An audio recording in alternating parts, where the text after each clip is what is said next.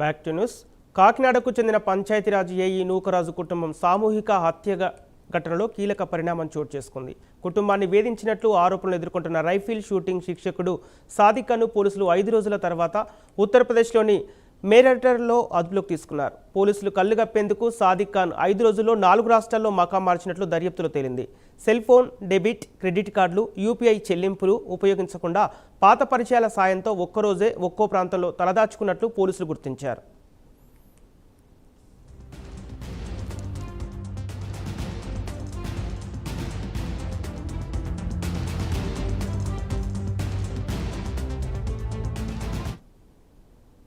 సామర్లకోట నుంచి రైల్లో బయలుదేరిన సాదిక్ కదలికలపై పోలీసులు సీసీ ఫుటేజీలు, ఫోన్ కాల్స్, పాత పరిచయాల ఆధారంగా నిఘా పెట్టారు.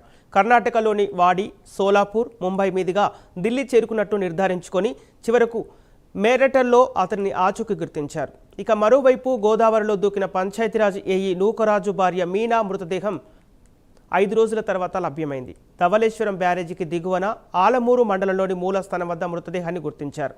ఎస్డీఆర్ఎఫ్ బృందాలు, మత్స్యకారులు 5 రోజులుగా గాలింపు చేపట్టారు. సాదిక్ ఖాన్ను మేరట్ కోర్టులో హాజరుపరిచిన అనంతరం ట్రాన్సిట్ వారెంట్పై కాకినాడకు తీసుకొస్తున్నారు. ఈ కేసులో అతని పాత్రపై పోలీసులు మరింత లోతుగా దర్యాప్తు చేస్తున్నారు. ఇదే అంశానికి సంబంధించి పూర్తి డీటెయిల్స్ మా ప్రతినిధి కామేశ్వరరావు అందిస్తారు. కామేశ్వరరావు. సంపత్ చూసుకుంటే ఏఈ నూకరాజు సామూహిక ఆత్మహత్య వ్యవహారం అయితే మాత్రం రోజుకుగా మలుపు తిరుగుతుందని చెప్పొచ్చు. దీనికి సంబంధించి ఇప్పటికే కొన్ని నిజాలు అయితే పోలీసులు అయితే చేజిక్కించారని చెప్పొచ్చు. నూకరాజు మనోడు కార్తికేయ కార్పొరేట్ పాఠశాలలో చేర్పించిన తర్వాత రైఫిల్ షూటింగ్ కోసం అని చెప్పి ఆ పాఠశాల కోచ్ గా పనిచేసిన సాదిక్ కుటుంబానికి పరిచయారు. కార్తికేయ సౌజన్యాన్ని ఒప్పించి తన అకాడమీలో అయితే మాత్రం తన కుమారుడు కార్తికేయన్ అయితే మాత్రం జాయిన్ చేసుకున్నారు. అక్కడి నుంచి స్టార్ట్ అయింది కౌంట్ డౌన్. కార్తికేయ తల్లి ఎవరైతే ఉన్నారో సౌజన్య మీద ఎవరైతే ఈ రైఫిల్ షూటర్ కన్నేసి అప్పటి నుంచి కూడా ఒక్కొక్కసారిగా ఆమెకు దగ్గర అవుతూ మొత్తం కూడా వాళ్ళ కుటుంబంలోకి ఎంటర్ అయిన పరిస్థితి అయితే మాత్రం సాదిక్ చేశారు. దానికి సంబంధించి సాదిక్ ఎప్పుడు డబ్బులు అవసరం అయితే వాళ్ళ దగ్గర అప్పు తీసుకున్నట్టు ఫస్ట్ లో నటించాడు. తర్వాత కుటుంబానికి దగ్గరగా చేరువై మొత్తం కూడా వారి దగ్గర నుంచి భారీ ఎత్తున నగదు అయితే మాత్రం తీసుకున్నాడు. దాంతో పాటు కూడా వారి దగ్గర నుంచి నగదుతో పాటు నగలు కూడా తీసుకుని బ్యాంకుల్లో తాకట్లు పెట్టి డబ్బులు తీసుకెళ్ళినట్లయితే సమాచారం తెలుస్తోంది. మొత్తానికి ఈ కుటుంబ వ్యవహారంలో సాదిక్ గొడవల్లో తలదూర్చేవాడు. తన కుటుంబ సభ్యులాగా సాదిక్ అయితే మాత్రం వ్యవహారాలు నడిపించేవాడు. ఈ క్రమంలోనే ఓసారి నూకరాజు ఇంట్లో సౌజన్య భర్త జగదీష్ రెడ్డితో కూడా గొడవ జరిగినట్టయితే తెలుస్తోంది. ఇంట్లో వంటగదిలోంచి చిన్నపాటి కత్తి తీసుకుని జగదీష్ రెడ్డి కూడా గాయపరిచినట్టయితే సమాచారం తెలుస్తోంది. ఈ విషయాలు బయటకు రాకుండా జగదీష్ రెడ్డి ఇంట్లోనే చికిత్స అందించారు. తర్వాత క్రమంగా సాదిక్ నూకరాజు కుటుంబానికి మనస్పర్ధలు తలెత్తే ఒకరిపై ఒకరు దూషించుకునే పరిస్థితి అయితే మొత్తానికి ఇదైంది. ఇదే సమయంలో కార్తికేయ కిడ్నాప్ చేస్తాను, నా దగ్గర గన్ ఉంది, షూట్ చేస్తానని చెప్పి సాదిక్ అయితే చంపేస్తానని చెప్పి నూకరాజు కుటుంబాన్ని అయితే బెదిరించిన సంఘటనలు చాలా వరకు ఉన్నాయని చెప్పి వెలుగులోకి వస్తున్నాయి. దీనికి సంబంధించి సౌజన్యకు సంబంధించిన ప్రైవేట్ వీడియోస్ సంబంధించిన సంభాషణలు తన దగ్గర పెట్టుకుని కుటుంబం మొత్తాన్ని కూడా సాదిక్ వేధించడం మొదలు పెట్టాడు.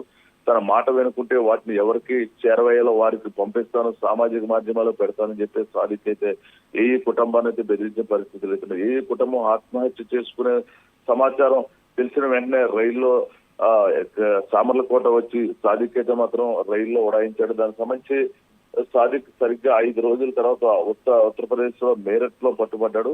నిన్న శనివారం అతన్ని అక్కడ కోర్టులో హాజరుపరిచి క్రమంలో పోలీసులు విచారించారు. చేస్తానని కిడ్నాప్ చేస్తే గన్న ఉందని ఉత్తుత్తినే అన్నని చెప్పి సాదిక్ అయితే చెప్పినట్టు తెలుస్తోంది. మేరట్ నుంచి కాకినాడకైతే మాత్రం తీసుకొచ్చి పూర్తి స్థాయిగా విచారిస్తామని చెప్పి పోలీసులు ఇప్పటికే చెప్తున్న పరిస్థితి ఉంది. అంటే తన దగ్గర రైఫిల్ ఒరిజినల్ గన్ ఉంది, దాన్ని పెట్టి కుటుంబాన్ని మొత్తం ముందు మనవని చంపేస్తాను, తర్వాత కుటుంబాన్ని చంపేస్తానని చెప్పి పలుమార్లు బెదిరించడంతో తన ఒక మనవడు క్షేమంగా ఉండాలని చెప్పేసి ఎట్టకేలకు ఈ సాదిక్ చెప్పిన మాటలు విని వారు భయపడిపోయే పరిస్థితి వచ్చింది. మొత్తం ఎవరైతే ఉన్నారో ఈ సౌజన్య సంబంధించిన ప్రైవేట్ వీడియోస్ సంబంధించిన సంభాషణలు కూడా బయట పెట్టి వాళ్ళ కుటుంబాన్ని నడు రోడ్డు మీద పీడిస్తాను, మొత్తం మీకు పరువు లేకుండా చేస్తానని చెప్పి పలుమార్లు వారిని బెదిరించి భయభ్రాంతులకు గురి చేసి వాళ్ళ కుటుంబంలో ఉన్న వస్తువులన్నీ తీసుకెళ్లిపోయి అని చెప్పేసి ఆ మనవడు కార్తికేయ రెడ్డి చెప్తున్న పరిస్థితి ఇది. మొత్తానికి సాదిక్ అరాచకాలు ఒక్కొక్కటిగా కూడా రోజు బయటపడతా ఉన్నాయి. దానికి సంబంధించి మరి కొద్దిసేపట్లో ఆ మీరట్ నుంచి కాకినాడకి తీసుకొచ్చి మొత్తం రిమాండ్ లో తీసుకున్న అనంతరం కూడా పోలీసులు విచారణ అయితే చేపట్టనున్నారు. ఇంకా మరిన్ని నిజాలు అయితే బయటకు వస్తాయని చెప్పి పోలీసులు చెప్తున్నారు. ఇప్పటికే సాదిక్ సంబంధించిన స్నేహితుల దగ్గర నుంచి అయితే మాత్రం చాలా వరకు సమాచారం రాబట్టారు పోలీసులు. చాలా వరకు అతి క్రూరంగా అతి ఘోరంగా సాదిక్ ఆ కుటుంబాన్ని హింసించాడని చెప్పేసి మనకి సమాచారం అందుతుంది. దానికి సంబంధించి తదుపరి సమాచారం కుటుంబం ఎవరైతే ఉన్నారో ఈ నూకరాజు కుటుంబ సభ్యులు కూడా కొంత సమాచారాన్ని అయితే పోలీసులకు చెప్పడం జరిగింది. దానికి సంబంధించి వారు ఇంచుమించుగా 1 సంవత్సరం పాటు చాలా ఇబ్బందికరమైన పరిస్థితుల్లో ఎవరితోనే మాట్లాడిన పరిస్థితి